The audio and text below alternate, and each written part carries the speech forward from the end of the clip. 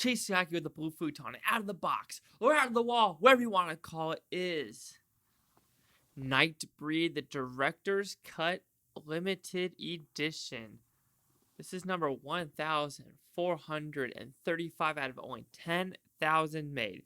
With this movie, I remember I bought this at Comic-Con, actually.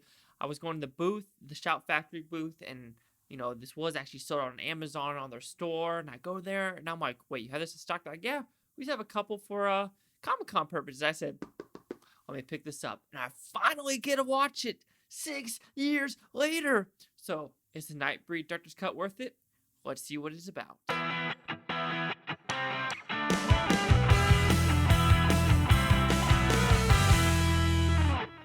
So probably this is a very different movie with a theatrical and director's cut. With the director's cut, there's 45 more minutes. Even though it's 45 more minutes, it's only 20 minutes longer than the actual theatrical cut. And the reason they did that, they decided to switch some scenes up and make it more fluid. Or so that's what they say. The theatrical cut didn't get the best praise because, according to the director, Clive Barker, he was saying that a lot of people don't want monsters as the good guys. And this is kind of the movie of monsters being the good guy. But let's see what this movie is actually about. Well, it's about this character who keeps having these dreams about these monsters, about this graveyard in the middle of nowhere. And his psychiatrist wants him to be all mental in the head to lead him to this spot. While leading to this spot, this guy, the psychiatrist, or aka a really, really bad killer, will kill all these monsters for some reason, which you don't really know why though. That's really the plot of the movie. It's all these monsters, the guy joins it, and his girlfriend wants to know why he's dead. Well, he kind of knows why he's dead, but why does he want to be part of this underworld? And will she be part of it? Will this murder kill all these monsters? How are these monsters even there?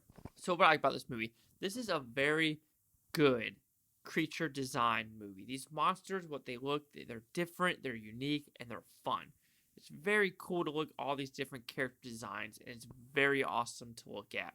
The acting's fine, the directing's good, and the actual overall story is very unique and different. Not a lot has been done like this in recent years, and I think this would be a cool movie to remake or reboot, or maybe a sequel. Actually more of a reboot to make it more gritty, more gory, because as a movie, you think Clive Barker's movies are extremely gory. This one's not that bad.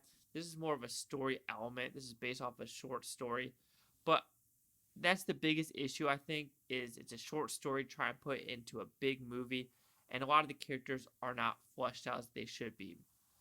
While the main character, or the main doctor, the psychiatrist, he's actually David Cronenberg. He's actually a famous director who's actually the bad guy on this. That mask he wears is a very, very cool mask and a very cool bad guy. But the actual monster plot and him having these dreams aren't really talked about, or not really fleshed out of how we're supposed to believe this guy actually randomly had these dreams, or why these random people have these dreams, because he's not the only one. And why are they known for these dreams? Why do they have these dreams? Who is connecting these people to become these monsters? Because you would think these monsters are actually like, creatures from another realm or something, but it seems like they're actually just normal people who died, and then this actual god that these monsters praise made them into these unique, different looking monsters. So you got to believe that. While the first half of the story is kind of a murder mystery and understanding the story, it's the last half.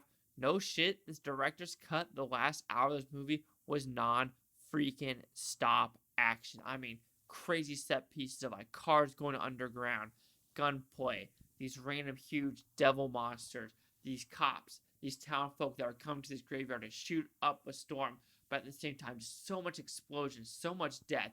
That last hour was so fun to watch. It really was. Of knowing this movie, I think only had a $30 million budget, and I don't even know if I say only. Back in the day, and then was it 1990, 92-ish? Yeah, 1990. That's a huge budget for a guy who only, I think, directed Hellraiser at that time. So giving him a $30 million budget to do this crazy movie is kind of a big deal. And the actual action and the realism, because there's not a lot of CGI in this movie. Of course, there's some here and there, but it was all set-based pieces, and that's super cool. Like I said, I'm a sucker for real stunts, and less CGI, the better. But overall, Nightbreed is a very unique and different movie. Like I said, I watched the director's cut. I have not seen a theatrical cut, so I don't know the big differences is. Like I said, I know it's a 45-minute difference while only 20 minutes longer. Overall, I love the creature design. The acting's fine. The look of the movie, I love. I love the sets. I love the costume design. I'll say the costume and prosthetics over and over again. I think it's super, super cool. But the overall story of this, I'm gonna figure out what this place is called. Maybe it's not on the back cover. Midian. That's right. This place of Midian isn't really fleshed out as I want it to be. I want to know what Midian actually is. How are these people actually getting like just attached to this place and getting these dreams of Midian? They don't really explain that, so I think that's kind of a bummer. But another rumor is there's a 3-hour cut of this movie that's supposed to come out pretty soon. I don't know if it is going to be soon or not, but that was like in 2019. But with the coronavirus, I probably put it on hold. But we will see. But overall, Nightbreed, interesting, fun movie, good characters designs, but it's the actual story of fleshing out what we're supposed to want to know about these characters really falls flat. So Nightbreed will receive a 3 out of 5 with Futon equals at 60%. So see the critics' view scores gave this film. So this is of the theatrical cut. We have a 38% with the critics with 26 of them, and the audience score a 60% with 14,638. Here's critic consensus.